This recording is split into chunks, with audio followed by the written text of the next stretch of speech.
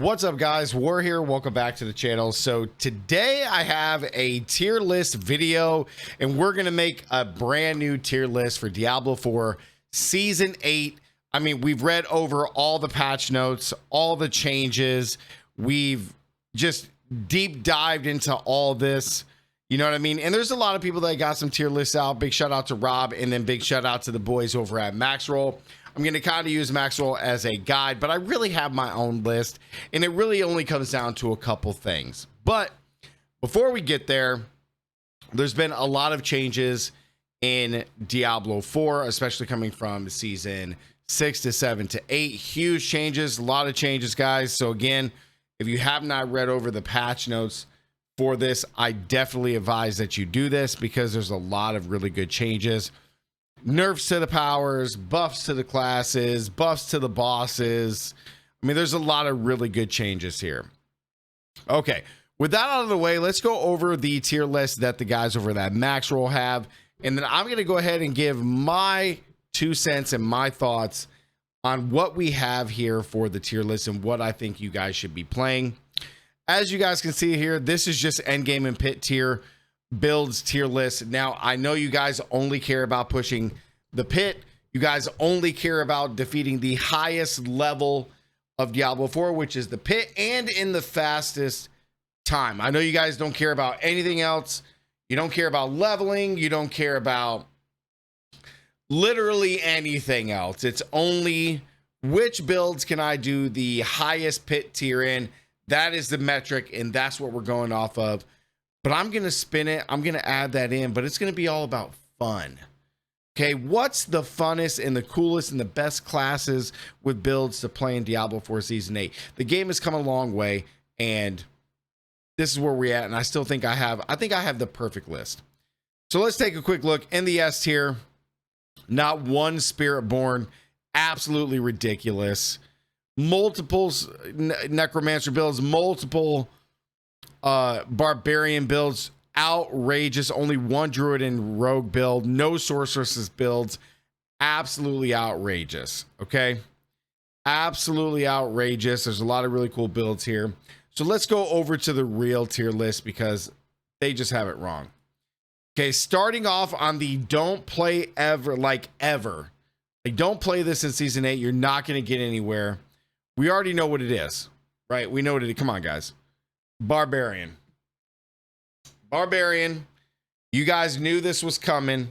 Barbarian is just the clear-cut winner when it comes to this because Barbarian is just, you know, it's been around, it's done a lot of things, has a, you know, some cool powers and some nice buffs and stuff, but the single target damage is just not where it needs to be. And that coupled with the probably one of the worst leveling experiences almost after 2 years of the game being out, Barbarian is at the bottom. Sorry, Rob, I love you, man. But Barbarian, don't play like ever. Okay, like ever. All right, next. We're going to talk about the just okay classes. Okay, the just okay. Something if you really want to, like if you got some extra time and you've completed everything you need to complete, you've done the seasonal journey, battle pass is maxed, you've defeated every single boss in under 10 seconds, you've completed the highest pit tier, I'm talking about everything, defeated Lilith, then you play this class right here, and that's the sorceress. As much as I love sorceress, and as much as I would love to continue being a sorceress main in this game, unfortunately, for whatever reason, the devs absolutely hate sorceress and continue to not give her enough buffs and often regard her as the most balanced and low level class in all of the game. And from the previous dev streams, felt like she was in a really good spot and wanted more classes to be like her. So it does suck. I do love sorceress, but just okay. Just okay. Like I say, if you got some extra time in this season 8 and you want to play sorceress and you've done everything else, hit sorceress up. All right, let's talk about playable. Okay, playable. You're a disgrace to Playable. Now prepare to Okay. die. Playable classes. Spearborn. Spiritborn, right off rip. Spiritborn. We all knew Spiritborn was completely busted and broken in season 6 because of a lot of bugs. The class was amazing. It was awesome. It was new. It was all these really great things and all these awesome build ideas that came from it. But it suffered such bad nerfs in season 7 that I just don't think with enough buffs that came from season 8 that it recouped. It's just playable. It's just okay. Now that doesn't mean that the class can't like soar to the top. Okay? That doesn't mean. The buffs might be enough if we can come up with a really nice build, guys. Me, you, in the community, if we can figure out a way to make Spiritborn back on top, that would be great. Okay, Spiritborn on top, Barbarian on bottom. That's just what it is. All right, next. We're going to go into very good. Spiritborn's the only one in playable. Let's go into very good. Okay? We're going to go with Druid. The class the very first class I played with in this game. Back way back when. Druid.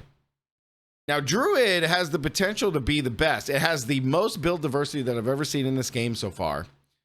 It has a lot of buffs. Cataclysm was amazing last season, and I hope that it continues to be super powerful. We got all of the, the companion stuff and all these like wild builds with that, and they're doing crazy damage. You got all the werewolf stuff, the werebear stuff. You got the human form stuff. I mean, the possibilities are just endless. Okay. I'm not going to be talking about any particular builds. We're just talking about the classes here. So Druid is very, very good. Its only downfall why it's not in the best category is because the leveling experience is really bad. The leveling experience for Sorceress and Spiritborn is much better, but they're just not as strong as Druid. So Druid doesn't go to the best because it has a bad leveling experience. The same thing with Barbarian.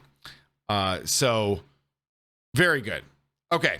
Now that leaves the best, guys. You see the last two classes. I don't even need to sugarcoat it. Let's just talk about the second best class in the game, and that is Necromancer. Wow, what a huge buff that this class got over the past season and a half and now going into season 8. And my God, it's been great to see this thing at the top. Necromancer hasn't been good probably since season 1, maybe season 2. It did receive some buffs, but overall, the minions were just never really clicking. I mean, Gazzy just hated it. Shout out Gazzy, bro. Love you.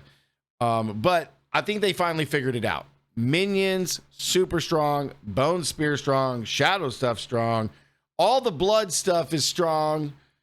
And Necromancer is still reigning on top. Didn't really receive any significant nerfs. And the class is just reigning supreme right now. However, it has one that it just can't touch. And you guys know what it is. It's coming in hot right now. That is my favorite class in the game with the best leveling build in the game. The Rogue and Dance of Knives arguably has some of the best builds in the game. I don't care what anybody says. I don't care what you guys say in the comments. You can berate me. You can throw stones at me. It doesn't matter because Rogue reigns supreme. Got some nice buffs. The class is amazing. Okay. There's just nothing that really can compete with the speed of Rogue in this game.